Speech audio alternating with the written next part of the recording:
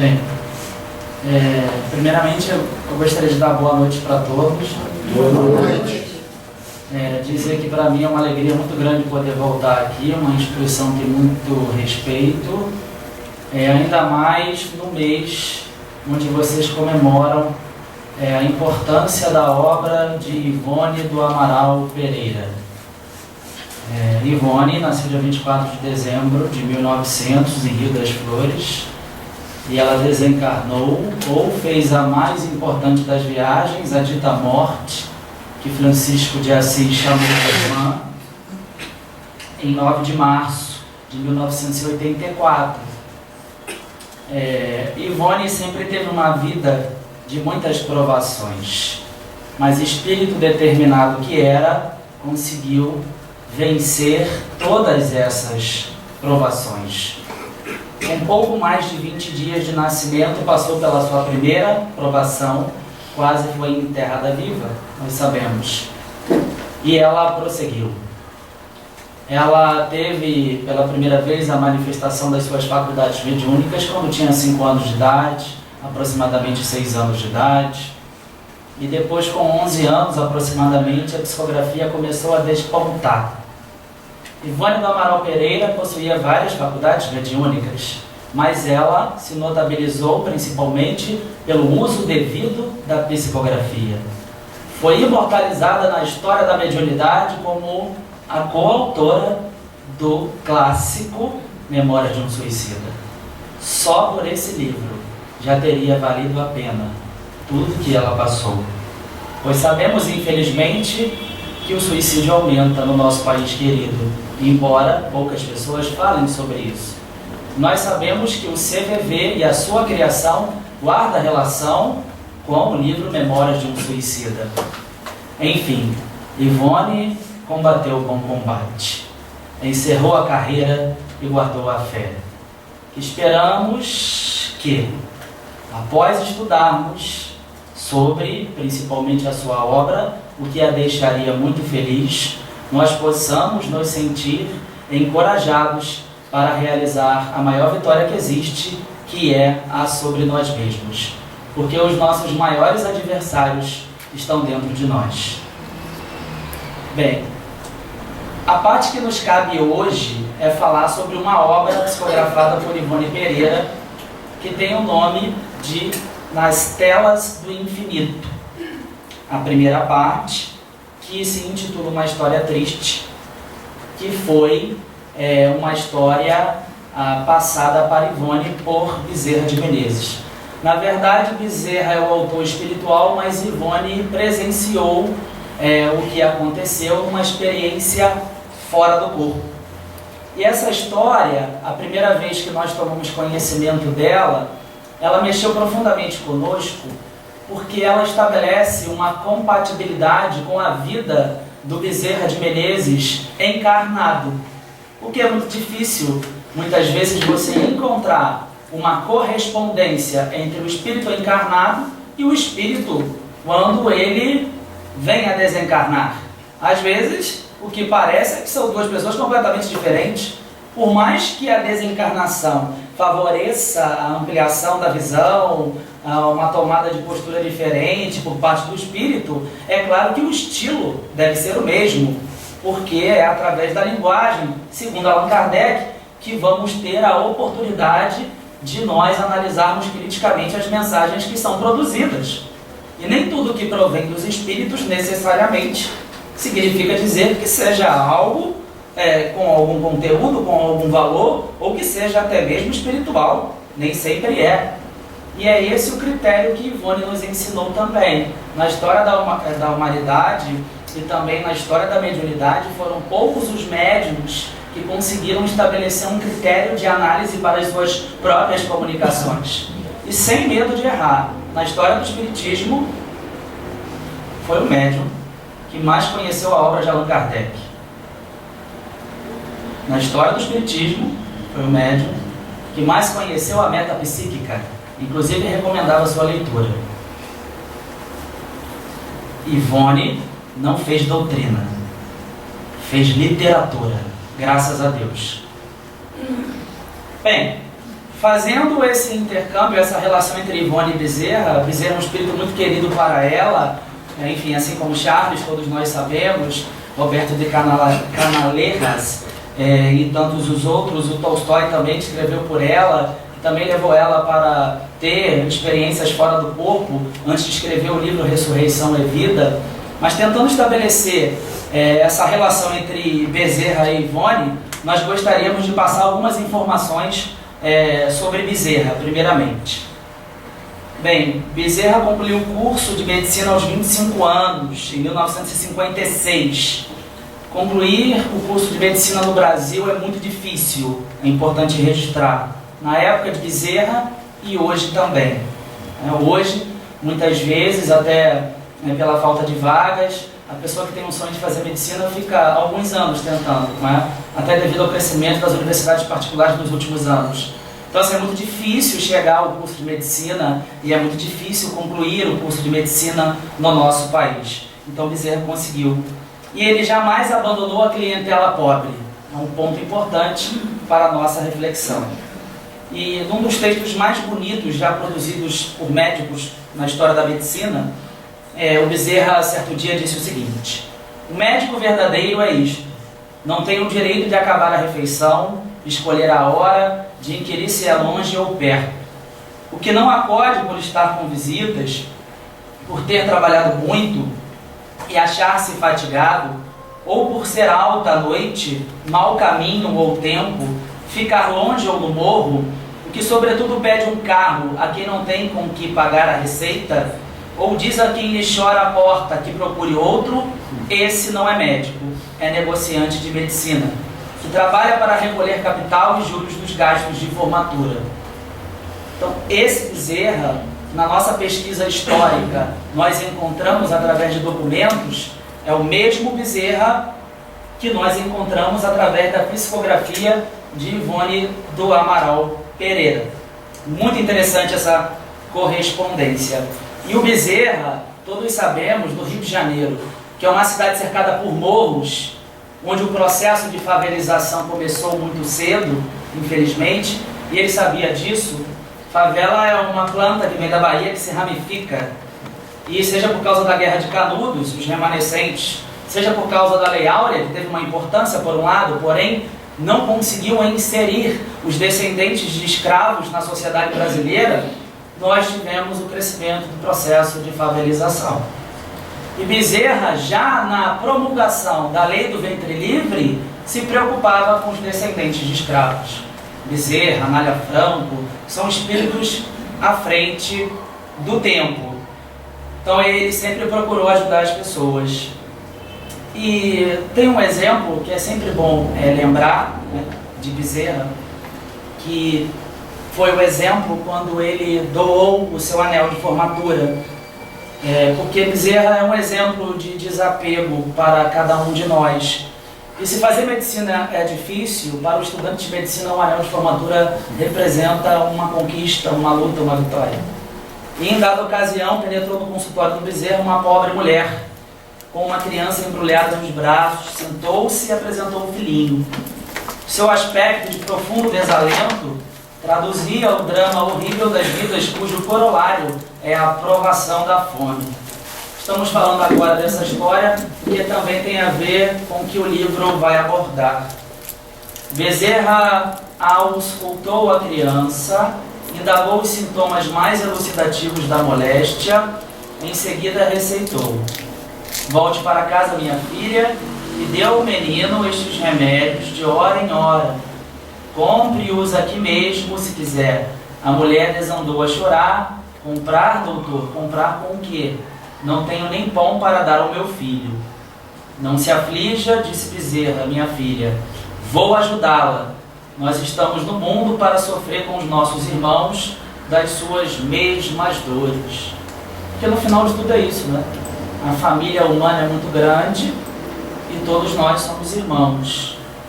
E procurava pelos bolsos do casaco o dinheiro que porventura lá houvesse, mas não havia nenhum. O último tinha sido dado ao cliente anterior. Remexeu em todos os bolsos com uma esperança secreta, tudo em vão. Pôs-se a pensar: Os pensamentos turbilhonavam no cérebro do apóstolo, o querido Bezerra, e foi com o olhar turbado pela névoa de uma profunda mágoa que ele fitou a sua mesa de trabalho, os velhos livros empilhados no armário, os papéis, a caneta, etc. De repente, a um movimento da mão, a esmeralda do seu anel de médico desprendeu um brilho estranhamente verde. Verde, verde a esperança. E ao brilho da pedra seguiu-se o brilho de contentamento do olhar do médico. Enquanto a mãe soluçava, Bezerra sorria. Mansamente e vagarosamente puxou o anel do dedo. Virou entre os dedos longos, afundando o olhar no mistério verde daquela pedra, engastada no ouro farto do aro, seu anel de formatura. E então decidiu entregar o anel de formatura àquela pobre mulher. Bem, isso é forte, isso demonstra um desprendimento muito grande por parte desse espírito que procurou seguir os passos de Jesus de Nazaré, quando dizia: o Filho do Homem não tem uma pedra para reclinar sobre a sua cabeça. Jesus era livre porque o seu espírito tinha conseguido transcender a condição humana. Iniciando a história, e aí Bezerra, seja como espírita, como homem público, falava sobre a questão da ecologia, se preocupava com isso, enfim, a educação, um homem realmente à frente do tempo, encarnado e desencarnado. Ele resolveu ministrar a Ivone Pereira aquilo que ele chamou de uma aula analítica. Então vamos pensar, o que seria uma aula analítica? Seria uma aula onde, por exemplo, aula de botânica no próprio jardim. Então vai ser muito mais interessante, né? Você vai ter aula de botânica no jardim, vai estudar biologia, ciências num jardim. Então era isso que Bezerra estava pensando. E por que ele queria oferecer para a Ivone uma aula analítica, uma aula prática? Por quê? Aí vamos entender agora. A história começa assim. Nas telas do infinito, primeira parte. Diz Ivone: em certo dia de novembro de 1928, um desgosto doméstico fez-me julgar a vida muito amarga, levando-me a me sentir infeliz, desertada da sorte. Muitas vezes, quando passamos por tribulações, dificuldades, sentimos a mesma coisa que Ivone Pereira em certo dia de novembro de 1928. Por quê? Porque a lamentação é um tipo de enfermidade da alma.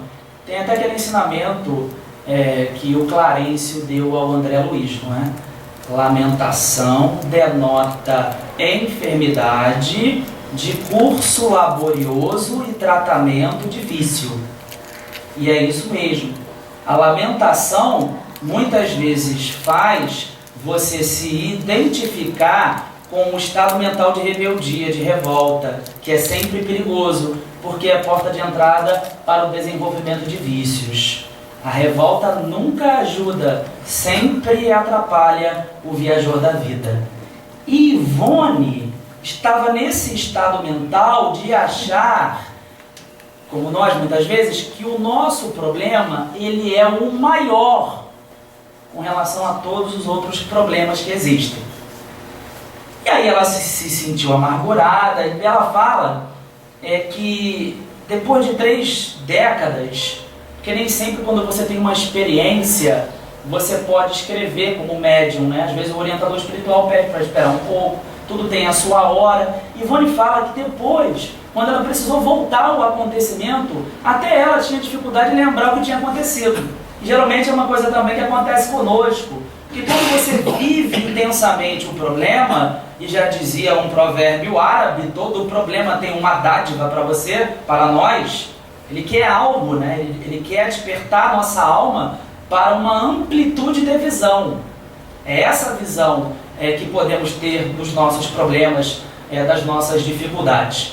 Então, na medida que Ivone viveu intensamente a sua dificuldade, ela produziu ideias fixas. As ideias fixas, principalmente as ideias fixas negativas, guardem, são sempre perigosas, nunca positivas.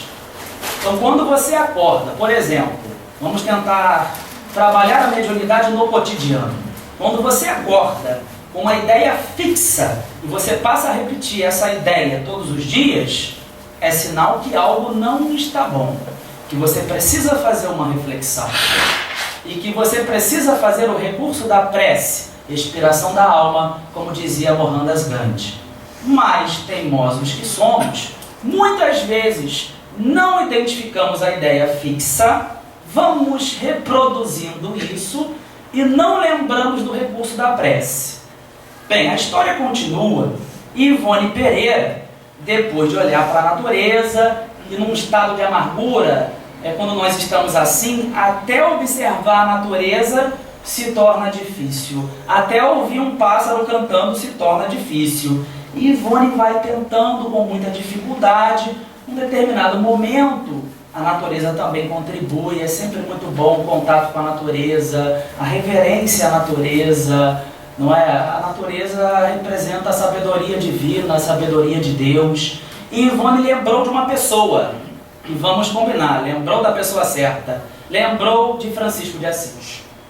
E ela diz assim, lembrei-me então de Francisco de Assis, que iluminado pelo conhecimento das ciências superiores, se sentia irmanado a todas as manifestações da criação, aos ventos, como ao sol, às águas, como aos animais, à rosa, como às árvores. E recitando mentalmente o cântico do sol, fora como uma prece que meu espírito houvera oferecido ao supremo idealizador de tantas magnificências. Ou seja, depois do Sermão do Monte, vamos combinar também. O Cântico do Sol é uma das mais belas peças produzidas pelo gênero humano.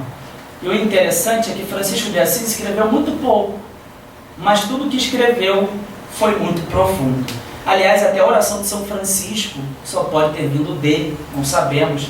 Aparece no contexto da Primeira Guerra Mundial, ninguém sabe porquê, ninguém sabe o autor, como a água sutil e chega onde quiser, e apareceu a oração de São Francisco, né? Só pode ter vindo dele, né? Só pode ter sido. Mas no momento que a humanidade estava precisando refletir, após a Primeira Guerra Mundial, a chamada Guerra das Trincheiras, enfim, uma pena que tenha acontecido na nossa querida história do planeta Terra, da nossa humanidade. Então o Cântico do Sol projeta um ser que está disposto a agradecer a vida por tudo. E aí até falamos disso também na segunda-feira, a nossa avó, na atual encarnação, ela é ligada a uma filosofia oriental de nome Seichonoye. E desde que nós somos criança, na nossa infância, eu, minhas irmãs, nossos primos, ela fala da importância da gratidão, do agradecimento. E nós não costumamos agradecer a nada. E é uma pena, não é? Porque a gente poderia agradecer muito mais pela misericórdia de Deus nas nossas vidas, pelas dádivas que nós recebemos. Então, quando Francisco diz, obrigado, irmão Sol, irmã Lua, irmão Vento, irmã Água, irmã Morte, ele agradeceu a irmã Morte.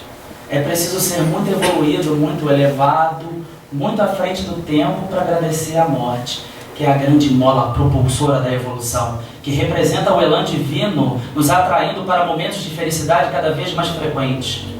Não é um mal, é um bem, porque representa também uma espécie de espelho para a pessoa se analisar e refletir e continuar a avançar.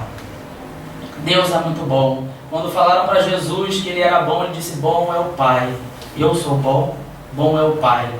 Então Ivone, ao fazer uma prece, se identificou com um plano superior, foi auxiliada, lembrou de Francisco de Assis, e aí ela começa a ter vontade de dormir, o envoltório carnal se me enrijecia, como se brandos acenos da morte libertadora descrevessem aleluias para o meu espírito desejoso do grato retorno ao lar espiritual. Procurei então leito e adormeci sob a forte injunção do sono magnético. Desperto em seguida, mas em corpo espiritual. E aí ela tem uma experiência fora do corpo, ela tinha a faculdade também de desdobramento, que no caso dela estava sempre ligada à própria psicografia, né? São coisas que se conjugavam.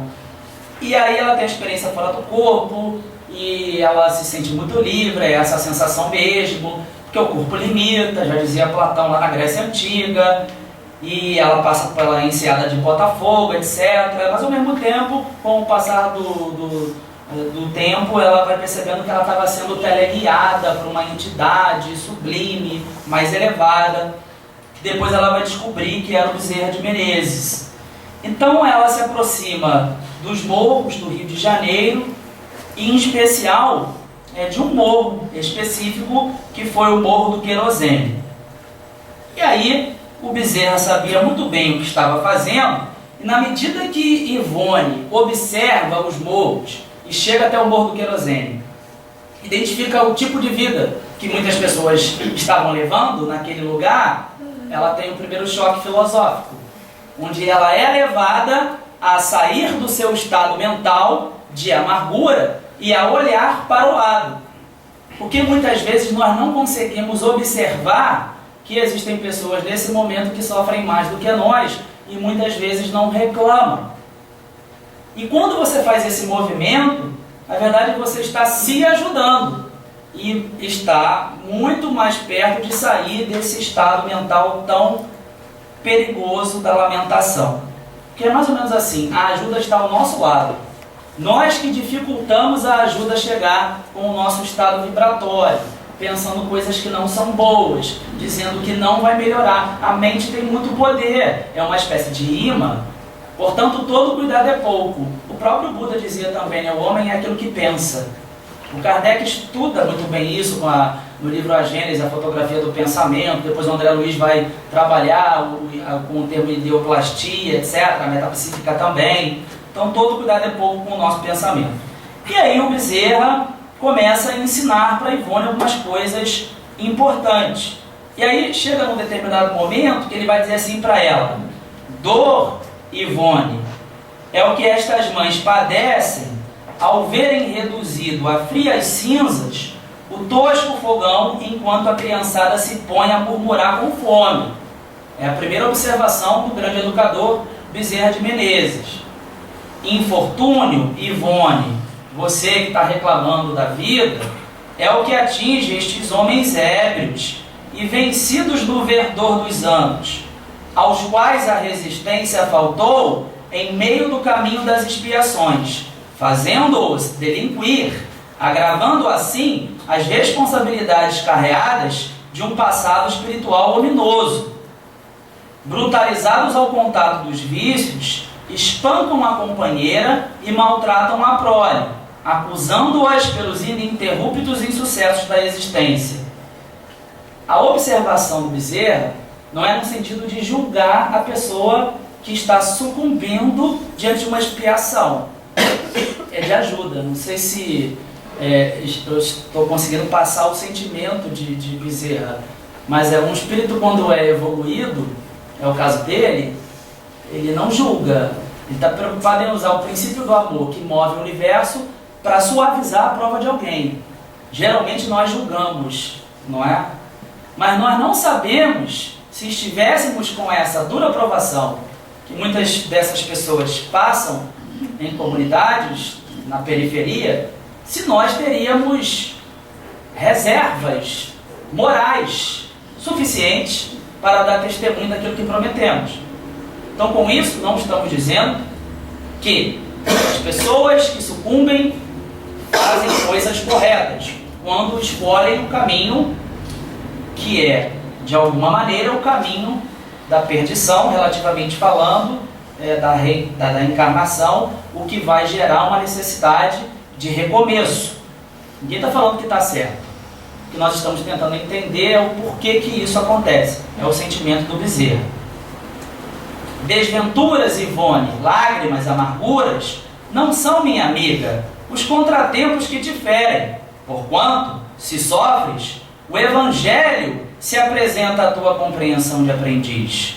aveludando tuas rodas com os imarcíveis bálsamos das palavras do Senhor. Aquele servo que não conhece a vontade do seu Senhor, ele não conhece, não a pratica, ele não pode errar também. Ele é um filho de Deus, as leis de Deus estão escritas na sua própria consciência, mas ele tem menos responsabilidade. Agora, o servo que conhece a vontade do seu Senhor e não a pratica, esse tem um pouquinho mais de responsabilidade. Então nós temos a santa doutrina espírita, nós temos a oportunidade de nós, quando visitados pela grande educadora, a dor, nós utilizarmos os recursos que temos. A comunhão do pensamento, pedir ajuda à casa espírita. Pedir ajuda já é importante, né? Já é muita coisa, porque tem muitas pessoas que não conseguem nem pedir ajuda, o orgulho não deixa. Então quando você pede ajuda, é como na história de Jó. Por que Jó tem um comportamento interessante?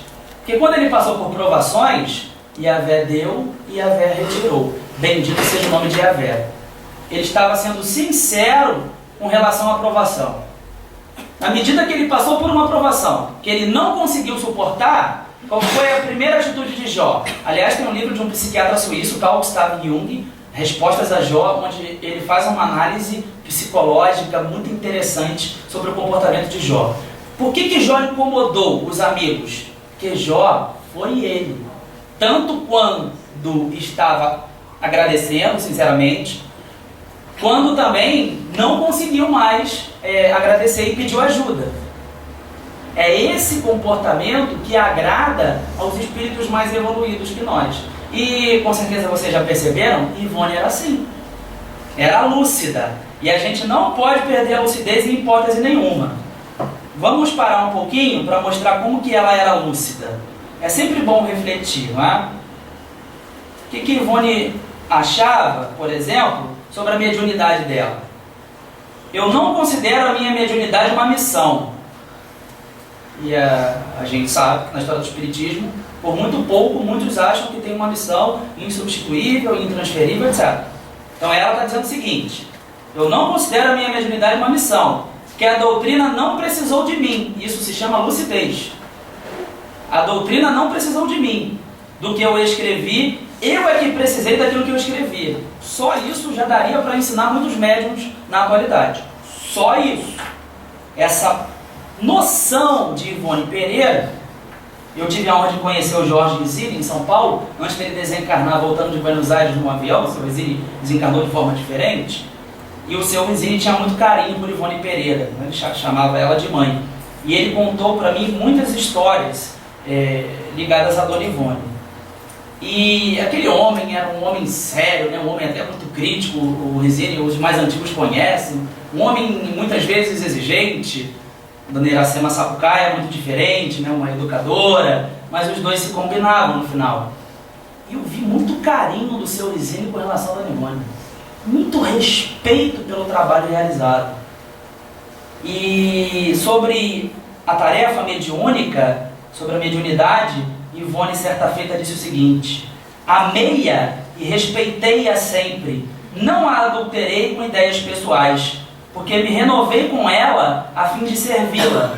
Não a conspurquei dela me servindo para incentivo às próprias paixões, nem negligenciei no seu cultivo para benefício do próximo, porque todos os meus recursos pessoais utilizei na sua aplicação. Perdoa, no entanto, Senhor, se melhor não pude cumprir o dever sagrado de servi-la, transmitindo aos homens e aos espíritos menos esclarecidos do que eu o bem que ela própria me concedeu. Gente, é difícil de encontrar isso na prática mediúnica, na tarefa espírita.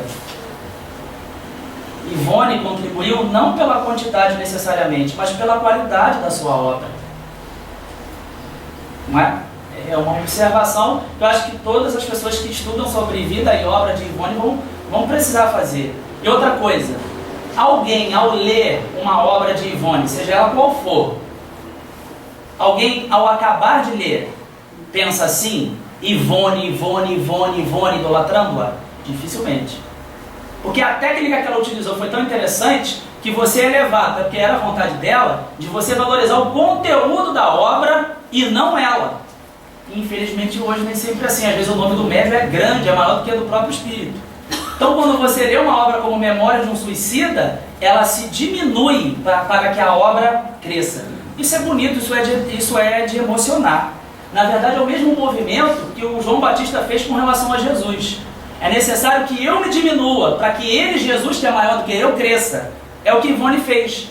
É necessário que eu me diminua para que a doutrina espírita cresça. E a doutrina pode libertar muita gente, não é? Infelizmente, na Terra, na atualidade, a obsessão ainda campeia na Terra, não é? E nós precisamos ter muito cuidado com isso.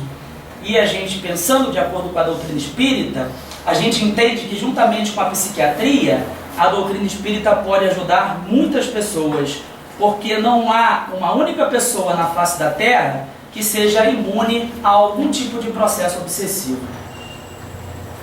E aí, tem uma pergunta de O Livro dos Espíritos muito interessante que diz o seguinte, a 459, influem os espíritos em nossos pensamentos, em nossos atos, muito mais do que imaginais.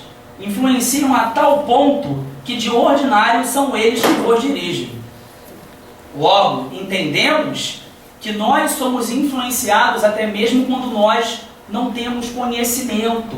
E esse tipo de influência pode ser tanto positivo como também negativo. Por isso que todo cuidado é pouco. Voltando para a história, Bezerra chega ao alto do Morro do Querosene e encontra uma jovem loira prestes a desencarnar, dando testemunho da imortalidade da alma. Ivone fica impressionada com a resignação daquela alma, assistida pelos espíritos superiores e pelo próprio Bezerra de Menezes.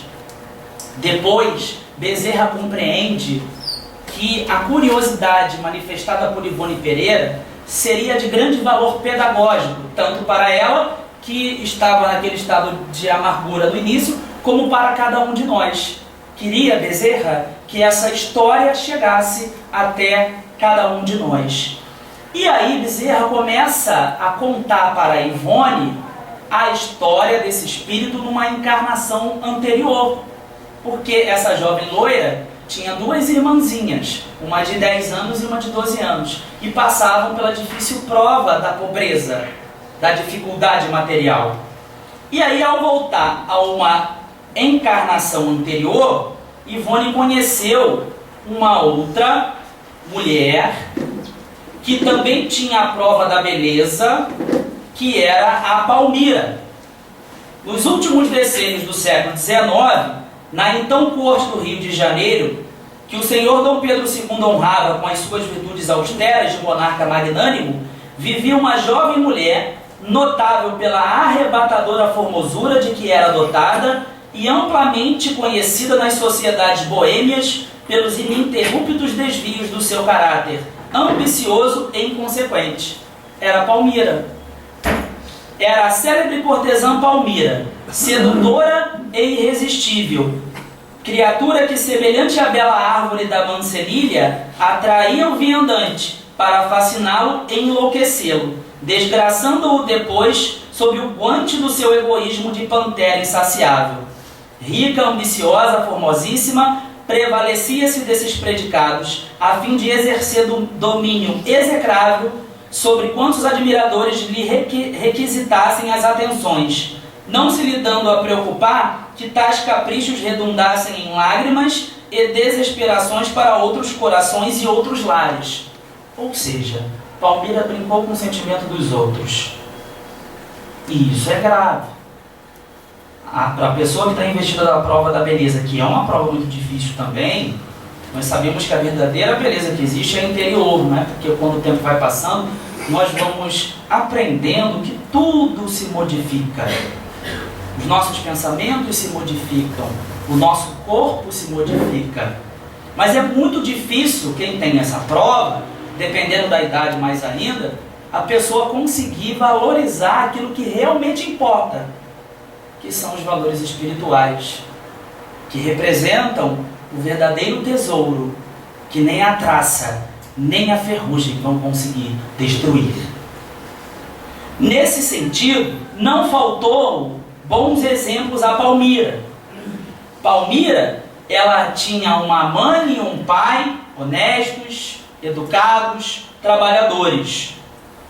Só que a prova da pobreza às vezes vai testando a alma, porque a virtude só se desenvolve no cadinho da experiência difícil, não é? Se você quer ter a paciência, necessariamente para conquistar a paciência, você vai precisar exercitar muito a paciência. Para ter a resignação, você vai precisar de muito esforço para cultivar a virtude da resignação. Não é fácil adquirir uma virtude. E a primeira provação de Palmira foi a seguinte: quando o seu pai desencarnou. Diz assim: a família de Palmira compusera-se dos pais, tão honestos quanto pobres, e de 5 irmãos menores do que ela. Ao atingir as 15 primaveras, a jovem, a quem extraordinária beleza física ia tornando notável, mas também vaidosa e presumida, vira-se órfã de pai e obrigada pela amargura da circunstância a coadjuvar os esforços maternos para a manutenção da família. Então começou a trabalhar como costureira para ajudar a mãe. E quando alguém desencarna na nossa família, nós podemos fazer 2 coisas: ou nos revoltar, que é o que frequentemente acontece, ou aproveitar a experiência como uma mola propulsora, como um trampolim, para nós praticarmos e aplicarmos aquilo que a pessoa que tanto gostamos fez questão de nos ensinar. Então existe um elan dessa experiência que consegue fazer muitas vezes que as pessoas venham a amadurecer em menos tempo. Mas também a pessoa, se quiser, pode se rebelar, pode se revoltar, porque nós brigamos com Deus frequentemente. Antes de nos tornarmos espíritas, ao que tudo indica, estamos na primeira experiência como espíritas, a grande parte de nós. Não somos tão experimentados assim na ciência do invisível, não adianta se iludir, não é? Estamos aprendendo. Então o nosso comportamento está muito mais ligado à rebeldia, à revolta e à briga com Deus do que propriamente a resignação com relação às leis de Deus, às leis divinas, não é? E aí essa vamos chamar de a primeira provação de Palmira, né? O desencarne do pai. No tripé da provação de Palmira, ela passou por mais uma experiência difícil, que foi um jovem namorado de uma classe abastada, mas ela já nutria um sentimento de melhorar de vida, de ascender socialmente a partir do relacionamento com o jovem Guilherme, de aproximadamente 24 anos. Então diz Bezerra que quando as trocas, as vibrações são viciosas, a possibilidade da pessoa sofrer, ela é muito grande, porque o desejo profundo, ele não é assentado no amor, no respeito, na consideração com relação ao outro. E como ela começa a se decepcionar pelo tratamento que o jovem Guilherme dava a ela, esse foi mais um motivo para ela se revoltar. E o outro motivo foi com relação a um trabalho que ela e a mãe estavam se dedicando muito.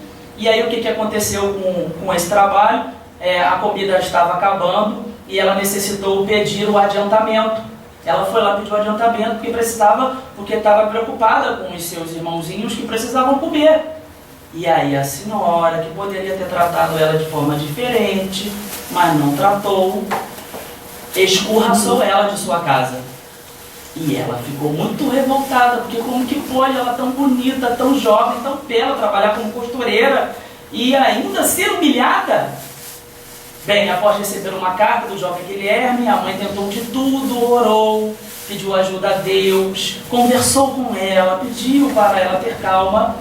Ela resolveu sair de casa. E é uma grande provação para os pais, porque muitas vezes nós precisamos orar e aprender a esperar e a confiar na providência de Deus. Um exemplo que podemos citar é do livro Libertação, onde Matilde era um espírito evoluído e teve que esperar muito tempo para Gregório se reabilitar com relação às leis divinas. Então, ela sendo evoluída, Matilde precisou esperar, precisou confiar em Deus. Assim como muitos parentes que nós temos estão nos aguardando, muitas pessoas que gostam de nós esperam a nossa grande vitória sobre nós mesmos. Bem, então ela passou por muitas dificuldades, ela sucumbiu à prova da beleza, e Bezerra nos dá algumas dicas importantes para a nossa vida. Bezerra diz: a mente humana é um imã de potencial elevado, inconsciente desse poder intrínseco da sua natureza psíquica, a criatura humana abusa de tão preciosa dádiva conferida pela criação. E enredada na ganga de aspirações subalternas, apraz-se em acionar aquelas energias ao sabor das paixões deturpadoras, a que geralmente se apega. É um potencial, pois a mente humana demora a serviço do bem como do mal, consoante um impulso vibratório fornecido pela vontade atuante. À custa de muito pensar em determinado assunto, de insistentemente desejar a concretização desta ou daquela particularidade entrevista pela imaginação no plano íntimo, exercendo assim a atração magnética irresistível, não raro a criatura realiza aquilo que levou o tempo a modelar no pensamento, porque por si mesma se vai preparando para as possibilidades de consecução. É igual Kardec fala na Gênese da fotografia do pensamento. É um quadro que se projeta, uma tela com toda a cena, onde nós estamos pensando em algo. Então você deseja algo, é possível que aconteça. Agora, quando o nosso sentimento é inferior, isso é muito complicado, porque nós vamos chegar a uma situação que nem sempre é a melhor para o adiantamento do nosso espírito. Enfim, Palmira não era má, ela sucumbiu a uma provação. E aí ela infelizmente desequilibrou muitos lares, mas ela, antes de desencarnar, começou o seu arrependimento. Ela começou a verificar que o que ela tinha feito não tinha sido a melhor escolha. E aí ela começou a ajudar muitas pessoas. Isso que é interessante, antes dela desencarnar, ela conseguiu ajudar a entender as pessoas que passavam por dificuldades, etc. E aí Ivone Pereira, caminhando para a conclusão dessa história, ela vai nos dizer o seguinte,